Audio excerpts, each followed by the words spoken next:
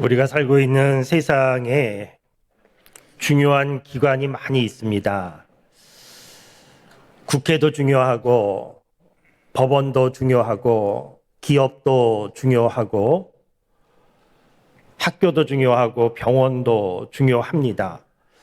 이런 기관들이 제 역할을 잘 감당해야 우리가 살고 있는 세상이 안정적으로 운영되면서 평안할 수 있습니다.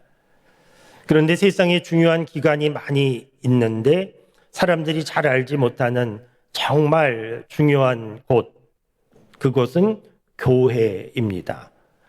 교회가 정말 중요합니다. 우리 장석교회만 생각해 봐도 70년 역사 가운데 우리 장석교회를 통하여서 국내외 여러 지역에 복음이 전해졌고 우리 교회를 통하여 구원받은 사람들이 많이 있습니다. 세상을 살아가는 동안에 삶이 어렵고 힘들어 낙심될 때 교회를 통하여 위로받고 힘을 얻고 살아간 사람도 많이 있습니다. 심지어는 죽음을 생각하는 위기 상황 가운데에서도 교회를 통하여 소망을 찾고 힘을 얻어 살아난 사람도 많이 있습니다. 교회 안에서 믿음의 배우자를 만나 결혼하기도 하고 우리 자녀들이 교회 안에서 잘 성장해 가기도 했고 교회를 통하여 얻게 된 유익 생각해 보면 너무너무 많이 있습니다.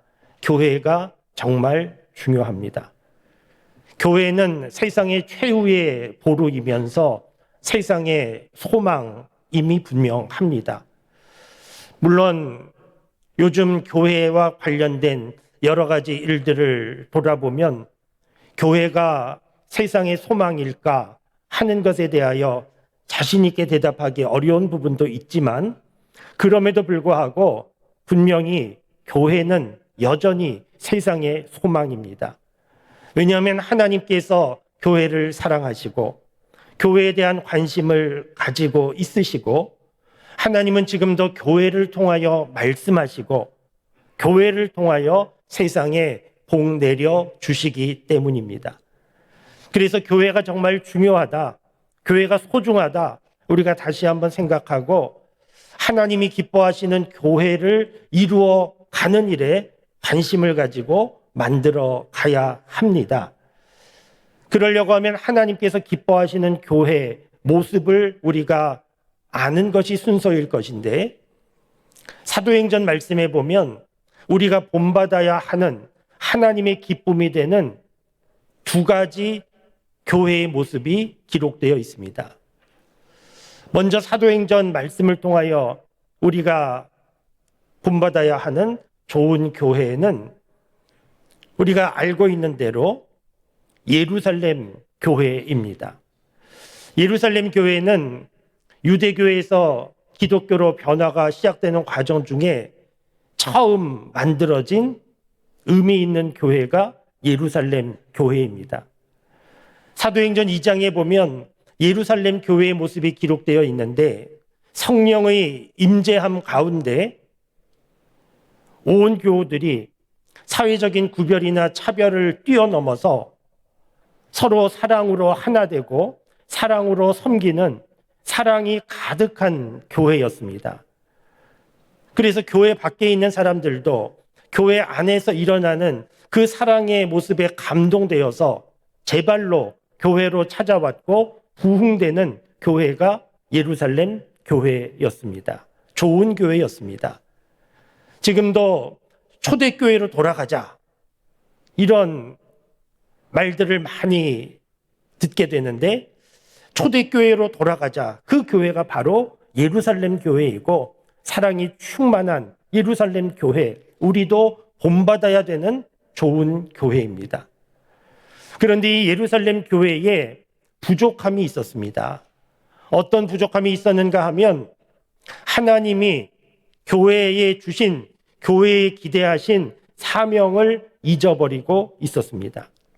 예수님께서 제자들에게 말씀하시기를 성령이 임하면 너희가 권능을 받고 예루살렘과 온 유대와 사마리아와 땅끝까지 이르러 내 증인이 되라고 그렇게 말씀하셨는데 예루살렘 교회는 사랑이 가득하고 기쁨이 넘치고 부흥하는 그 모습에 빠져서 정작 하나님이 주신 예수님이 부탁하신 말씀을 잊어버리고 있었습니다.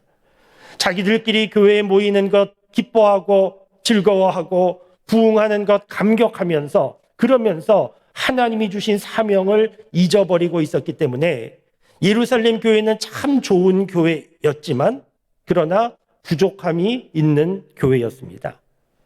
그래서 우리가 또 다른 한 교회를 주목해 보셔야 되는데 그 교회는 오늘 본문 말씀에 기록된 안디옥 교회입니다. 오늘 말씀 19절 말씀해 보면 그때의 스데반의 일로 일어난 환난으로 말미암아 흩어진 자들이 베니게와 구브로와 안디옥까지 이르러 유대인에게만 말씀을 전하였다. 이런 말씀이 있습니다. 그때의 스데반의 일이 의미하는 것은 우리가 알고 있는 대로 스데반이 돌에 맞아 순교한 사건입니다. 스데반이 돌에 맞아 순교하였는데 개인적인 잘못으로 돌에 맞아 죽은 것이 아니고 예수님 믿는 믿음 때문에 스데반은 돌에 맞아 죽은 것이고 스데반만 죽는 상황이 아니고 예수님 믿는 사람 붙잡아서 때리고 죽이고 하는 일들이 계속 일어나는 상황이었고 그래서 이 모든 일들 환난 때문에 예수님 믿는 사람이 더 이상 예루살렘에 머물 수가 없었고 사방으로 흩어질 수밖에 없는 상황이 발생했는데 오늘 본문 말씀이 그런 상황이고 그래서 예루살렘을 떠나서 베니게로, 구브로로, 안디옥으로 흩어진 사람들이 있었다는 겁니다.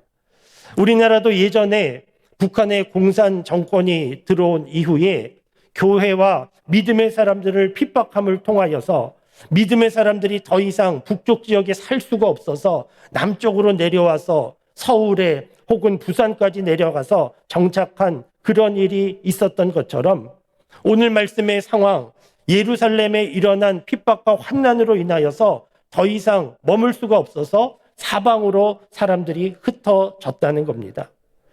그러니까 이 상황을 생각해 보시면 이사 날짜를 정하고 이삿짐을 싸고 그렇게 준비하여 이사간 것이 아니고 갑작스러운 환난으로 인하여서 아무 준비 없이 고향을 떠나서 낯선 지역 가서 살게 된 겁니다. 그러니까 낯선 지역에 정착하고 살아가는 일이 무엇보다 중요한 급한 일이었는데 참 놀랍게도 믿음의 사람들은 그 흩어진 지역에서 먼저 교회를 세웠다는 겁니다. 지금처럼 벽돌로 쌓아 올린 건물을 세웠다는 것이 아니고 믿음의 사람들이 모이기 시작했다는 것인데 공터에서도 모이고 누군가의 집에도 모이고 그렇게 믿음의 사람들이 모이기 시작했고 이 모임을 통하여 교회가 세워지게 됐다는 겁니다. 안디옥에 흩어진 사람들도 안디옥에서 교회를 세웠습니다. 당시 예루살렘에서 북동쪽으로 500km 정도 떨어진 지금은 튀르키예 지역인 안디옥에 간 사람들 그곳에 모여서 교회를 세우기 시작했는데 그런데 이 안디옥에 간 사람들은 자기들만 모인 것이 아니고 교회 밖에 그 지역 사람들, 이방 사람들, 헬라 사람들에게도 복음을 전했다는 겁니다. 우리에게 있어서 지금은 익숙하고 자연스러운 일인데 지금은 해외 선교사 파송하는 일 자연스러운 일인데 오늘 성경 말씀이 기록될 당시만 해도 예루살렘 교회만 해도 자기들끼리 유대인들끼리 모이는 교회였습니다. 그런데 안디옥에 간 사람들은 처음으로 자기들끼리만 모이지 않고 교회 밖으로 나가서 그 지역 사람들, 이방 사람들에게도 복음을 전했다는 겁니다. 이렇게 이방 사람들에게 복음을 전했더니 어떤 일이 일어나게 되었는가? 오늘 말씀 21절 말씀에 보면 그 결과가 기록되어 있습니다. 21절 말씀에 보면 주의 손이 그들과 함께 하심에 수많은 사람들이 믿고 주께 돌아오더라. 이렇게 됐다는 겁니다. 수많은 사람들이 믿고 주께 돌아오더라. 참 놀라운 일이 일어난 겁니다. 이방 사람들, 예수님 믿지 않는 사람들에게 나가서 복음을 전했더니 수많은 사람들이 믿고 죽게 돌아오는 이런 일이 일어나게 됐는데, 어떻게 이런 일이 일어나게 됐는가? 오늘 말씀에 분명하게 기록되어 있습니다. 안디옥에 흩어진 사람들이 사전에 전도 훈련을 잘 받았기 때문에 논리적으로, 체계적으로, 교리적으로 믿음의 구원의 확신을 가진 사람들이기 때문에, 그래서 설명을 잘해서 수많은 사람들이 믿고 죽게 돌아온 것이 아니고, 이유는 한 가지, 주의 손이 그들과 함께 하심으로 수많은 사람들이 믿고 돌아오게 됐다는 겁니다. 주의 손이 함께 하셨다는 것은 하나님이 도와주셨다, 하나님의 역사가 나타났다는 겁니다. 여러분, 주의 손이 왜 함께 하신 겁니까? 왜 하나님의 역사가 나타난 겁니까? 하나님께서 그 일을 기뻐하셨다는 겁니다. 그러니까 안디옥에 모인 교인들이 자기들끼리만 모이지 않고 교회 밖으로 나가서 이방 사람들에게 복음을 전하는 그 모습을 하나님이 기뻐하셨기 때문에 주의 손이 그들과 함께 하셨고, 하나님의 역사가 나타나서 수많은 사람들이 죽게 돌아오게 되었다는 겁니다. 그러니까 예루살렘 교회와 안디옥 교회를 조금 정리해 보면, 예루살렘 교회 성령의 임재함 가운데 사랑이 충만한 좋은 교회였습니다. 그런데 예루살렘 교회는 교회 안에서 사랑이 가득하고 부흥하는 것 좋아하다가 하나님이 주신 사명은 놓치고 있었습니다.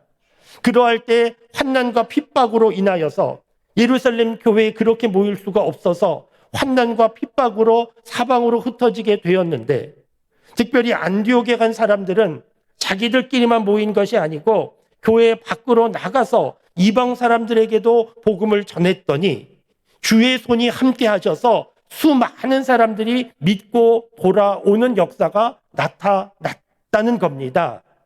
여러분, 뭔가 느껴지는 게 있지 않습니까? 하나님께서 무엇을 기뻐하시는지, 하나님께서 원하시는 바가 무엇인지 하는 것이 느껴지지 않습니까? 하나님은 예루살렘 교회 교인들이 모여서 사랑의 공동체가 되는 것 기뻐하셨습니다. 예루살렘 교회 좋은 교회 맞습니다.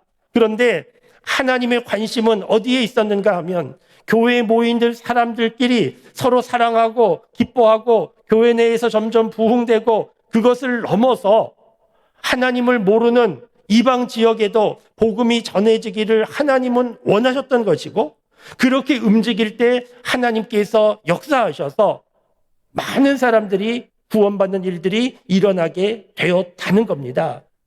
여러분, 지금도 마찬가지이지 않겠습니까? 지금도 하나님께서 원하시는 모습은 어떤 모습이겠습니까? 하나님께서 기뻐하시는 교회는 어떤 교회이겠습니까?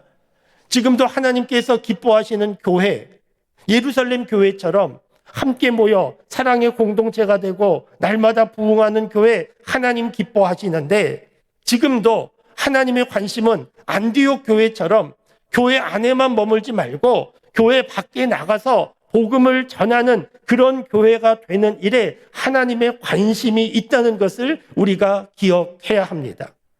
예루살렘 교회 좋은 교회였지만 예루살렘 교회는 지역 교회에 머물고 말았는데, 안디옥 교회는 전 세계의 여러 지역으로 선교사를 파송하는 전 세계의 복음화의 핵심적인 중추적인 교회가 안디옥 교회가 된 겁니다. 왜 그렇습니까? 교회 안에 모이는 것에 머물지 않고 교회 밖으로 나가서 복음을 전하는 일에 관심을 가졌고, 이때 주의 손이 함께 하셨기 때문입니다. 사랑하는 성도 여러분, 주의 손이 함께 하셨다, 이 부분을 잘 보실 수 있기를 바랍니다. 무슨 일을 하든 주의 손이 함께 하셔야 합니다. 우리 교회 오늘 선교주의를 지키는데, 선교주의를 지키면서 선교사 사역도 생각하고 선교사님 가정도 생각하고, 그러면서 기도하고 천원 선교에 작정하고, 그러면서 선교사님 후원하는 이런 선교주의를 지키는데, 올해가 벌써 37년째 우리 교회가 지켜오고 있는 겁니다. 저는 선교주일 설교를 준비하면서 우리 교회가 올해 71년 됐는데 지난 70년 지나는 역사 가운데 우리 교회가 이렇게 부흥하고 성장하는 과정 중에 선교 주일이 큰 역할을 했겠구나 하는 것을 알 수 있었습니다. 왜 그렇습니까? 선교 주일을 지키며 선교에 힘쓰는 모습, 하나님께서 기뻐하시는 모습이고, 그래서 선교 현장뿐만이 아니고 우리 교회에도 주의 손이 함께 하셔서 우리 교회가 부흥할 수 있었구나 하는 것을 느꼈기 때문입니다. 사랑하는 성도 여러분, 예루살렘 교회, 안디옥 교회 다 좋은 교회이고 우리가 다 본받아야 하는 교회입니다. 예루살렘 교회처럼 모이기에 힘쓰고 사랑이 넘치는 그런 교회가 되고, 그 힘을 가지고 머물지 말고 그 힘을 가지고 교회 밖으로 움직여서 복음을 전하는 안디옥 교회 같은 그런 교회가 되는 우리 장석교회가 될 수 있기 바랍니다. 우리 교회는 이미 예루살렘 교회 또 안디옥 교회 같은 모습이 있습니다. 우리 교회 좋은 교회입니다. 그러나 안주하지 말아야 됩니다. 방심하지 말아야 됩니다. 최근에 자주 듣게 되는 교회와 관련된 표현 가운데 선교적 교회, 선교적 교회가 되어야 된다, 그런 표현을 자주 듣게 됩니다. 선교적 교회 이론은 2000년대 시작되면서 많이 알려지게 되었는데, 처음에 선교적 교회 이론이 알려질 때 우리 한국교회는 그리 큰 관심을 갖지 않았습니다. 왜냐하면 이름 자체가 선교적 교회 하면 교회는 기본적으로 선교하는 곳인데 선교적 교회 당연하지, 그냥 그러면서 대수롭지 않게 넘길 수 있었기 때문인데, 그런데 2010년을 지나면서 한국교회가 더 이상 성장하지 않고 한국교회가 마이너스 성장을 하고 교인 숫자가 줄어들고 침체기에 접어들면서 도대체 문제가 무엇일까? 어떻게 하면 이 상황을 극복할 수 있을까 생각하면서 선교적 교회에 대하여 다시 관심을 갖게 되었습니다.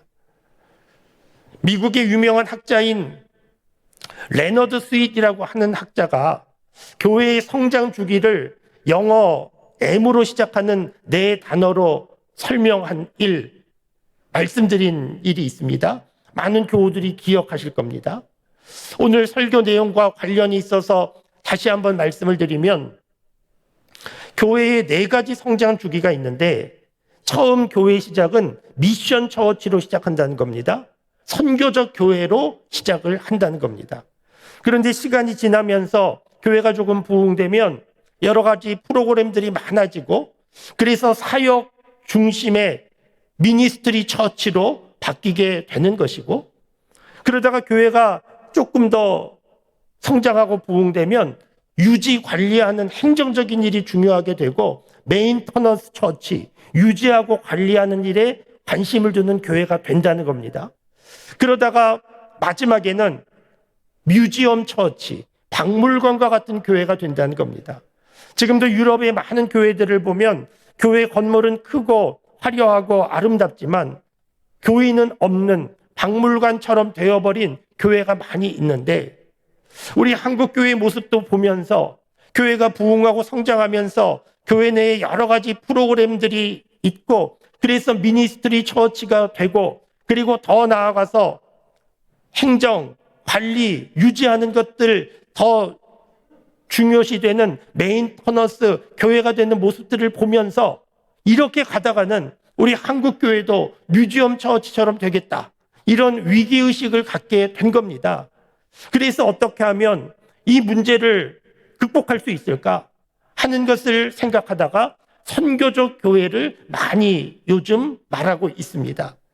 선교적 교회는 전도하고 해외 선교사 파송하고 하는 일이 교회의 하나의 사역 정도 되는 것이 아니고, 교회의 모든 관심의 집중이 선교에 집중되는 교회입니다. 교회에 모이기에 힘쓰는 것 중요하지만 모이기에 힘쓰는 것 못지않게 예배 마치고 지역으로, 삶의 현장에 나가서 선교사적인 자세로 살아가도록 가르치는 그런 교회가 선교적 교회입니다. 하나님이 주신 교회의 모든 에너지, 힘이 선교를 위하여 흘러가는 그런 교회가 선교적 교회입니다. 우리 한국 교회가 선교적 교회를 다시 생각하게 된 것은 알게 모르게 한국 교회가 어느새 예루살렘 교회처럼 모이기에 힘쓰면서 교회 안에서 사랑의 공동체에 교제하는 일을 힘쓰고, 나쁜 일은 아니지만 그러나 교회 안에 모이기만 힘쓰면서 정작 그 모여서 얻게 된 힘을 세상 속으로 흘려보내지 않고 그냥 교회 안에 다 소비해 버리는 그런 한국 교회의 모습을 보았기 때문에 선교적 교회에 대하여서 요즘 더욱 많은 관심을 가지고 있게 된 겁니다. 사랑하는 성도 여러분, 신앙생활은 어떤 것입니까? 신앙생활은 기본적으로 함께 모여 예배드리는 겁니다. 오늘도 우리는 신앙생활을 하고 있는 겁니다. 그런데 교회에 모여서 예배드리고, 혹은 성경 공부도 좀 하고, 혹은 봉사도 좀 하고, 계속 이렇게 반복되면 어떻게 되겠습니까? 계속 예배드리고 돌아갔다가 또 와서 예배드리고 돌아갔다가 또 와서 예배드리고, 성경 공부도 하고 끝나면 다음 과정 성경 공부 또 하고 봉사도 이것저것 수고하고 계속 이렇게 하다 보면 점점 은혜가 충만한 것이 아니고 점점 신앙의 뜨거움은 식어지고 때로는 지치고 피곤해질 수 있습니다. 쉽게 예를 들어 말씀드리면 바닷가에 모여서 물고기를 잡기 위하여 배를 만들었습니다. 여러 사람들이 수고해서 힘을 모아서 배를 잘 만들었습니다. 배를 만들어 놓고 참 잘 만들었다, 좋다, 이렇게 만족했습니다. 그리고 또 다른 배를 만들기 시작합니다. 또 다른 배를 만들어 놓고 잘 만들었다, 좋다, 또 만족하고, 그리고 또 다른 배를 만들어 놓고 또 좋다, 만족하고, 계속해서 배만 만들고 있으면 점점 지쳐갈 겁니다. 배를 왜 만드는 겁니까? 바다에 나가서 물고기 잡기 위하여 만든 것이기 때문에 배를 만들었다고 하면 그 배를 타고 바다로 나가서 물고기를 잡을 때 거기에 기쁨이 있는 것이고, 그렇게 물고기를 잡을 때에 또 더 좋은 큰 배도 만들 수 있게 되는 것인데, 배만 만들어 놓고 거기에 머물러 있다고 하면 점점 지쳐갈 수밖에 없는 것처럼 우리가 신앙생활 하는 것이 교회에 모여서 예배도 드리고 성경 공부도 하고 봉사도 하고 이런 거 다 중요한 일이고 귀한 일이지만 계속 이와 같은 일들만 반복되고 선교를 향하여 움직임이 없다고 하면 신앙생활은 점점 지쳐갈 수밖에 없고 개인주의적인 신앙생활이 될 수밖에 없습니다. 개인주의적인 신앙생활이라고 하는 것은 신앙생활하는 이유가 내가 은혜 받고 내가 복 받고 내 문제를 풀고 내가 좋은 사람 되고 모든 관심이 나에게 집중되는 것인데, 신앙생활하면서 내가 은혜 받고 복 받고 하는 거 나쁜 일 아니지만, 그러나 하나님께서 우리에게 기대하시는 삶은 나에게 머물러 있는 삶이 아니고 내가 삶의 현장에서 선교사적인 자세로 살아가는 삶을 하나님은 원하신다는 것을 놓치지 말아야 됩니다. 예루살렘 교회는 이 부분을 놓치고 있었던 겁니다. 그래서 환난과 핍박이 있게 되는 것이고, 그래서 흩어진 것이고, 그 흩어진 자리에서 이방 사람들에게 복음을 전하며 움직여 나아갈 때 주의 손이 함께 하셔서 많은 사람들이 구원받게 되고, 그 모습을 보면서 교인들이 기뻐하고 감격하게 된 겁니다. 사랑하는 성도 여러분, 신앙생활은 나에게 머물지 말고 교회 안에 머물지 말고 하나님께서 기대하시는 대로 삶의 현장에서 선교사가 되어서 살아가는 삶이 신앙생활입니다. 물론 쉽지는 않습니다. 그러나 불가능하거나 어렵지도 않습니다. 여러분, 해외 선교사님들 생각해 보시면 대부분 낯선 지역 열악한 환경에서 고생 많이 합니다. 선교사로 파송되었지만 현지에서 맞아주는 사람 한 명도 없습니다. 아무도 환영하지 않습니다. 그런데 아무도 맞아주는, 환영하는 사람 없는 지역에 가서 그 지역을 파악하고 그 지역 주민과 사귀면서 좋은 이웃이 되어 줍니다. 때로는 힘들고 어려운 일도 겪지만 참고 견딥니다. 왜 그렇습니까? 복음을 전하고자 하는 뜻을 품었기 때문에 기도하면서 그 지역에 들어가서 시간은 오래 걸려도 좋은 이웃이 되어주면서 함께 사는 것이고, 그러면서 복음이 전해지는 겁니다. 우리 삶의 현장에서도 우리가 이와 같은 자세로 살 필요가 있습니다.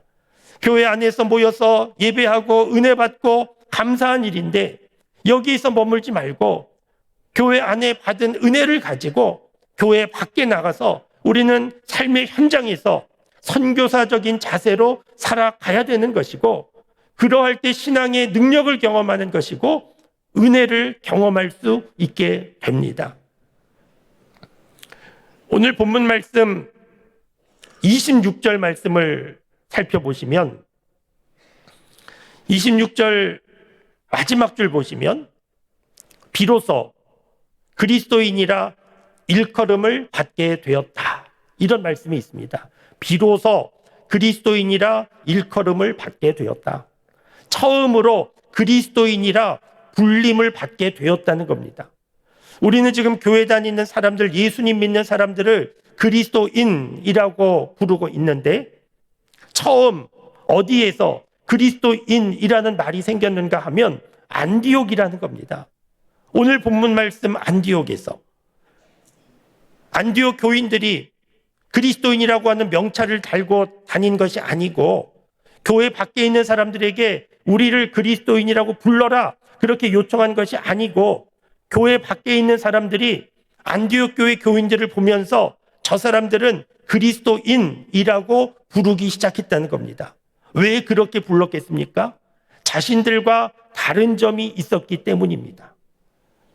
안디옥은 당시 세계의 3대 도시, 부유하고 잘 사는 도시인데, 그 도시에 예루살렘에서 피난온 초라한 행색의 사람들이 왔는데, 이들은 가만히 있지 않고 다니면서 무엇인가 믿으라고 전하기도 하고, 이들은 주눅들지 않고 당당했고, 얼굴에는 평안이 있어 보였고, 그들의 삶의 모습은 뭔가 좀 다른 존경스러운 그런 모습이 있어서, 그래서 안디옥 지역에 살고 있던 사람들이 예수님 믿는 사람들을 보면서 저 사람들은 그리스도인 이렇게 부르게 되었고, 그 안디옥 교회 한 사람 한 사람의 모습을 통하여 안디옥 교회가 부흥하게 되었고, 전 세계의 복음을 전하는 가장 중요한 교회가 된 겁니다.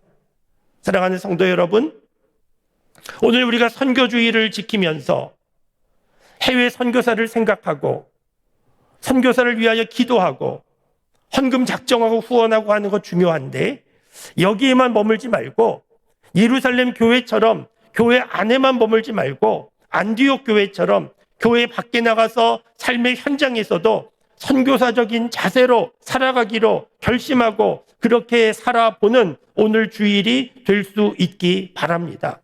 하나님께서 원하시는 것이고, 그렇게 살아갈 때 주의 손이 함께 하여서 구원받는 사람들 많아지는 것이고, 그런 모습을 보면서 기뻐하고 감격하는 삶이 믿음의 삶이기 때문입니다. 세상 사람들은 교회 건물을 보면서 교회 건물 때문에 예수님 믿지 않습니다. 예수님 믿는 사람, 그 사람을 보면서 예수님을 믿게 됩니다. 오늘 삶의 현장에서 저와 여러분 한 사람 한 사람이 그리스도인으로, 교회 다니는 사람으로, 무엇인가 다른 사람으로 인정받고 살아가는 그런 삶이 되기 바랍니다. 쉽지 않습니다. 그래서 선교사적인 삶의 자세로 해외 선교지 가지 않아도 우리 삶의 현장에서 선교사적인 삶의 자세로 살아야 되는 것이고, 그것이 믿음의 사람의 삶이고, 하나님께서 그 모습을 기대하시고 기뻐하십니다. 하나님은 우리를 사랑하여 주셔서 세상 속으로 우리에게 찾아오셨습니다.